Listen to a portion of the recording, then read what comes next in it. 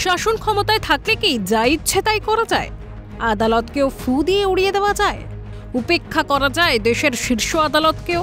2016 সালের এসএসসির শিক্ষক নিয়োগ প্রক্রিয়াকেই বাতিল করে দিয়েছিল হাইকোর্ট।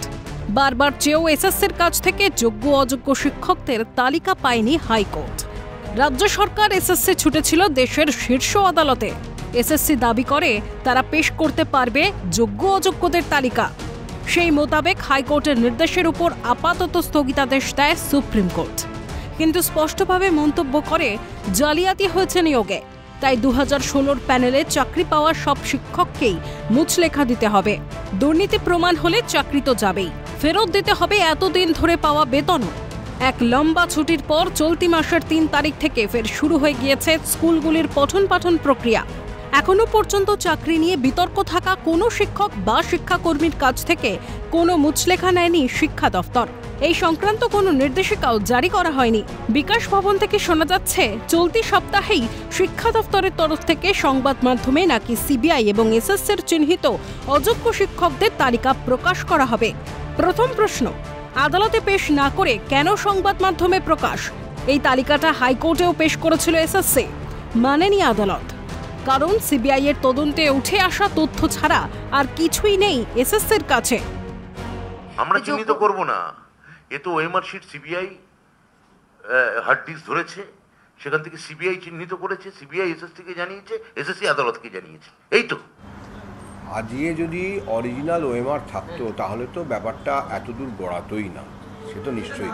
আমাদের রেকর্ড সেটা তো স্যাক্রোস্যাঙ্ক্ট, তাই না? আমাদের কাছে ওএমআর আছে, তাহলে তো আর কোনো আর তদন্ত আলাদা করে উদ্ধার করা, সেগুলোকে ইভ্যালুয়েট করে সেটা মানে আইনত গ্রাহ্য কিনা, এইসব বিচারের বিষয়ই আসতো।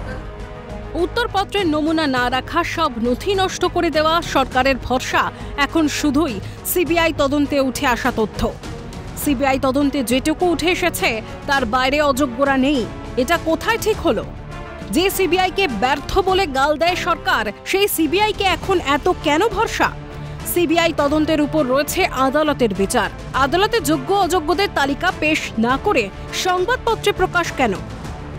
বিচারের জায়গায় কোর্টে সেখানে যদি এই হলফনামা দিয়ে এসএসসি এই জায়গাটা জানিয়ে দিত যে কারা যোগ্য কারা অযোগ্য, এই লিস্ট যদি দিয়ে দেওয়া হতো তাহলে এই বিচার প্রক্রিয়া এত বিলম্ব হতো না।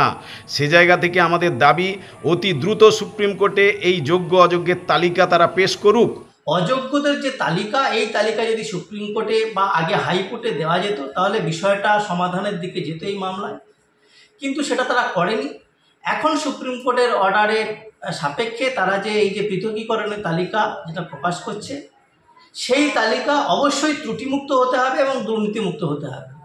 কারণ সেই তালিকা যদি যথাযথ না হয় তাহলে আবার এই তালিকা নিয়ে কিন্তু হাইকোর্ট, এই সুপ্রিম কোর্ট বা যারা তদন্তকারী সংস্থা তারা চ্যালেঞ্জ করতে পারে।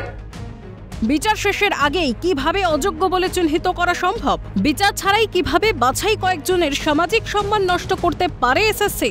হাইকোর্টে পেশ করা এই নথিটা এসএসসি সুপ্রিম কোর্টে আগেই কেন পেশ করেনি? জালিয়াতি থাকতে ফের আরেকটা জালিয়াতি হতে চলেছে শিক্ষক নিয়োগ দুর্নীতি মামলায়, নাকি বাড়তি পদ নিয়ে মন্ত্রিসভার বিরুদ্ধে সিবিআই তদন্ত ঠেকাতে আগে ভাগেই কয়েকজনকে বলি করে নিজেকে সাধু বানাতে চাইছে নবান্ন? প্রশ্নগুলো উঠছে, উঠবেও। ভোটে জয় মানে যা ইচ্ছে তাই করার ছাড়পত্র না। গণতন্ত্রের দেশে সে কথাটা মনে রাখতে হবে নবান্নকেও। ক্যালকাটা নিউজ।